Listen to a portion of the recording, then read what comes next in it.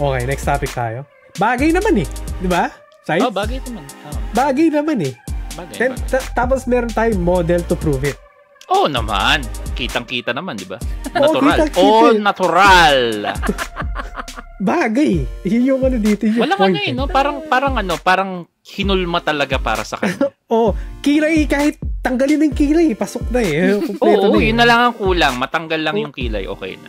Tsaka at least pair sila eh, since si Taguro, di ba? Siya yung older eh. Sabi ko, siya yung kapatid. Pero ng younger, di ba? So yan na yun. Ano yung mga sinabi mo doon, Shen? May mga comments ka eh.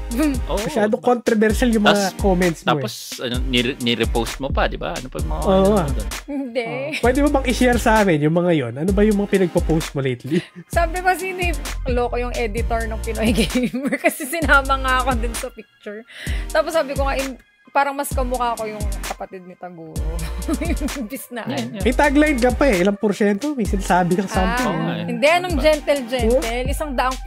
Sabi ko, bibigay ko 100% ko, sabi ko. Anong gentle? Walang gentle, sabi. Di siya mahilig sa gentle. Walang gentle. Gusto niya 100% agad. Pero bagay, yun yung point dito. Hinulma. Yung iba kala talaga nila totoo. Hindi nila napansin. Hindi ba totoo? Totoo naman, di ba? Commercial eh. Part siya ng advertisement eh. Yung iba talagang bibili daw sila. Siya po talaga yung model. Bibili daw sila. So, ano ba pinag-usapan natin? Para kasi hindi nila alam ano ba yung context eh, no? Wala lang. Sabi na namin, bagay kay Shell. Yun lang naman eh. Ang kasi pinag-usapan namin, apparently yung Bandai Passion is nag-announce sila ng new line of sunglasses. So yung sunglasses na to is inspired dun sa character ng Yu Yu Hakusho na si Taguro. Ghost Fighter. Sorry, Ghost Fighter dito sa my bad. At may Taguro brother din tayo dito. Nandito yung kapatid niya. Interested kayo? Kanino? Yung sa Taguro brother o sa salamin? Bibili ba kayo? Daming bibili. Gusto niyo ba? Bibili daw sila, sabi nila. Nahanap na nga nila. Ikaw ba, Shell, bibili ka? Susot mo. Hindi ko alam kung bagay Sabi nila di ba nag-gym ka? Bagay mo nga. Nakita mo na, di ba? Nakita mo na eh. Nakita mo na kung mukha pagka tagsuot ka, di ba? Iba kasi pag yung actual eh.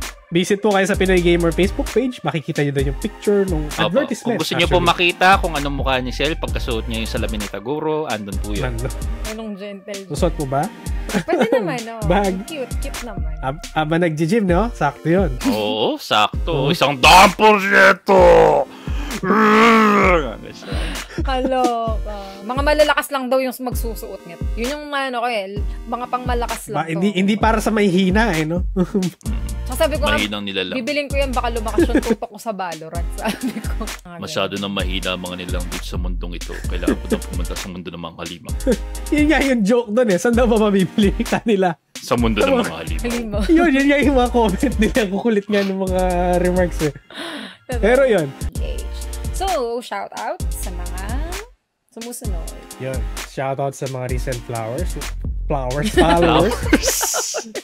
Si George Yuno, si OCG, si Nick000, saka yung, ayaw ko na basahin yung mga last week kasi puro troll yung mga yun eh.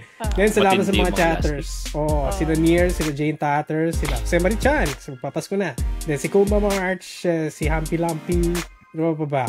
Yun na lang, tahimik ka yan. Si Vincer Ken, yes. Wala si La Reconnecting and the other regular. Shoutout din kay Antagonizer.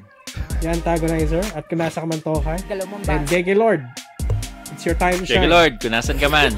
Yes, it's your time.